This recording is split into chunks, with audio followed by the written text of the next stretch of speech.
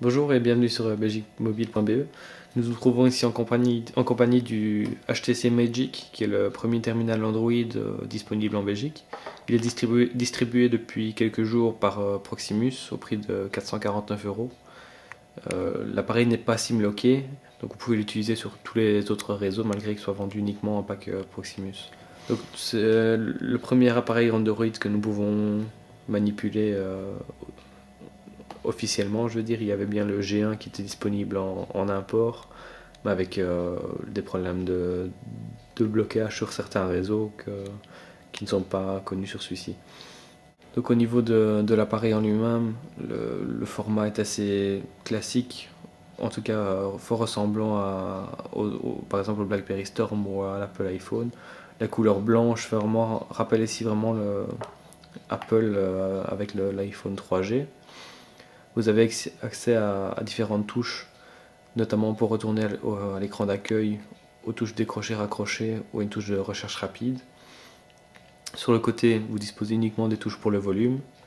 À l'arrière, un appareil photo 3,2 millions de pixels sans flash mais avec un autofocus. La petite grille du haut-parleur. Aucune touche pour l'appareil photo. Aucune touche au-dessus et juste la connectique USB en dessous de l'appareil qui permet de connecter le chargeur, le câble data ou les écouteurs. Au niveau du système d'exploitation, ici on se retrouve avec une interface peu connue vu que c'est la première fois pour nous que nous découvrons ce système. En gros, c'est un mix entre ce qui pourrait se faire sur l'iPhone et sur le nouveau Palm, avec un système de notification accessible via la barre du dessus. Donc quand vous recevez un email, un SMS ou autre, ce dernier sera affiché avec un petit icône dans la barre ici à gauche et vous pourrez accéder aux détails de cette notification via cette zone. Pareil, lorsque vous installez une application via l'Android Market, elle sera aussi indiqué ici. Pour accéder à vos applications, vous faites glisser ce petit panneau et vous avez accès à tous les programmes disponibles sur votre appareil. L'appareil photo. A noter que vu qu'il n'y a pas de bouton pour la prise de photo, tout se passe via la molette. Donc on ne peut pas dire qu'il y a une mise au point vraiment possible comme sur le nouvel iPhone ou sur un N97 où vous pouvez appuyer à moitié pour faire une mise au point. Et si tout se passe lorsque vous prenez la photo. Donc on va faire un petit exemple. Ici j'appuie sur la boule, il fait la mise au point et il prend la photo. Cette version aussi du système permet d'enregistrer des vidéos. Vu que le système est développé par Google, l'interface est fortement liée à votre compte Google. D'ailleurs, lorsque vous allumez pour la première fois votre téléphone, vous demandera d'entrer vos coordonnées de votre compte ou d'en créer un nouveau. Et à ce moment-là, si vous possédez déjà un compte Google synchronisé, tous vos contacts et vos emails seront automatiquement rapatriés sur votre appareil et il ne faudra pas le synchroniser par exemple avec votre ordinateur de bureau. Ceci ressemble fortement à ce qui est présent sur le nouveau Palm Pre. Au niveau email, nous pouvons faire remarquer que les emails arrivent presque automatiquement sur l'appareil en direct, donc on a un semblant d'accès push mail. La galerie, donc on n'a pas de système de défilement comme sur l'iPhone ou sur les nouveaux Nokia ou HTC Windows Mobile par exemple. Pareil, pas de zoom. Par contre, l'écran est bien multitouch, vu que lorsque vous appuyez sur la touche menu, en fait, vous avez accès à tout ce qui est options pour une application donnée. Donc pour ici, vous pouvez par exemple lancer un diaporama ou renier sur la photo.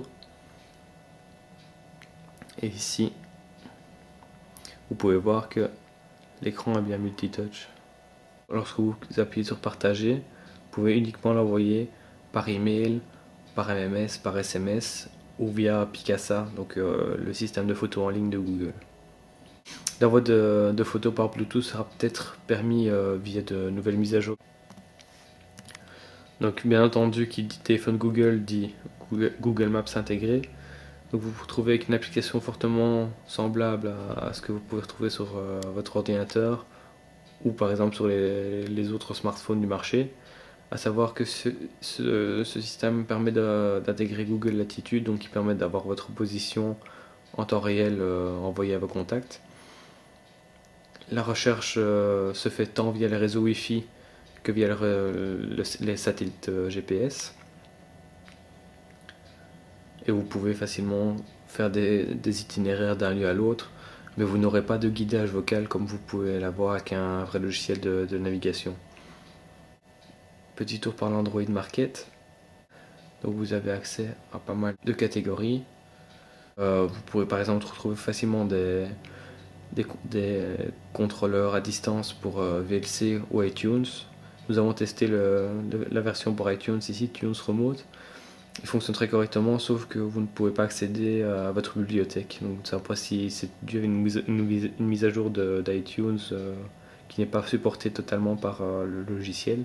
Vous retrouvez également d'origine une suite Office portable qui vous permet de visionner des documents. Dans notre cas, on n'en a pas installé, donc vous ne pouvez pas créer de nouveaux documents.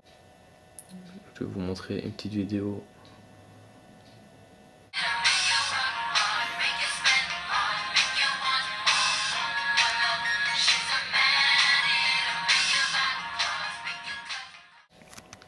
Donc au niveau saisie de texte, nous n'avons pas de clavier physique comme sur le T-Mobile, le G1, mais nous avons un clavier virtuel qui ressemble vraiment fortement à l'iPhone, et l'écran est de type capacitif, donc c'est-à-dire qu'un simple toucher suffit à valider un appui. Vous ne devez pas appuyer vraiment comme sur un Nokia 97 par exemple, donc c'est-à-dire que le ressenti est vraiment fort ressemblant à ce que vous pouvez retrouver sur un iPhone. Vous avez également la reconnaissance des mots via un dictionnaire, et lorsque vous vous trompez de mots, d'autres propositions seront mises en avant. Donc par exemple, vous voulez taper salut ou vous trompez, automatiquement il vous propose, pour valider vous appuyez sur la touche espace, donc c'est vraiment ressemblant à ce qui est proposé par Apple. Au point de vue de l'écran d'accueil, vous disposez d'un espace de travail qui est composé de 3 panneaux. Donc celui-ci qui permet un accès rapide à une recherche Google. Ces 3 panneaux sont entièrement personnalisables, donc c'est-à-dire que vous pouvez par exemple supprimer un raccourci déjà présent ou en ajouter un nouveau simplement comme ceci. Vous pouvez modifier, déplacer vos écrans, vos icônes d'un panneau à l'autre par exemple. Pour conclure, que pouvons-nous dire? Nous avons été vraiment agréablement surpris par ce système d'exploitation. La réactivité est vraiment exemplaire. L'utilisation d'écran capacitif permet une utilisation plus agréable avec les doigts. Et la richesse d'applications est déjà étonnante pour un système assez jeune, par rapport notamment à Symbian qui existe déjà depuis quelques années. Donc ici nous avons très facilement trouvé des applications par exemple pour lire des vidéos. D'origine on peut dire qu'ils auraient pu intégrer déjà ce genre de fonction. Bon, les applications sont vraiment très nombreuses. Par contre, ce qu'on peut encore regretter, c'est que le système n'est pas encore totalement peut-être fini au point de vue notamment de l'envoi de fichiers par Bluetooth, etc., qui n'est pas encore géré. Mais on peut vraiment dire que c'est un appareil vraiment très prometteur. Au point de vue hardware également aussi, l'appareil est bien fini. Les accessoires livrés sont de la même couleur que l'appareil. C'est un appareil qui nous a vraiment convaincu. Nous attendons avec impatience les nouveaux appareils de Samsung par exemple qui devraient arriver d'ici quelques mois avec le système Android également.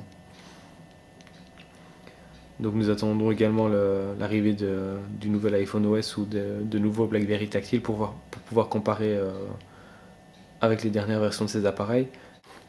Merci d'avoir suivi cette vidéo et nous vous donnons rendez-vous très bientôt pour des nouveautés dans le monde de la téléphonie mobile. À bientôt.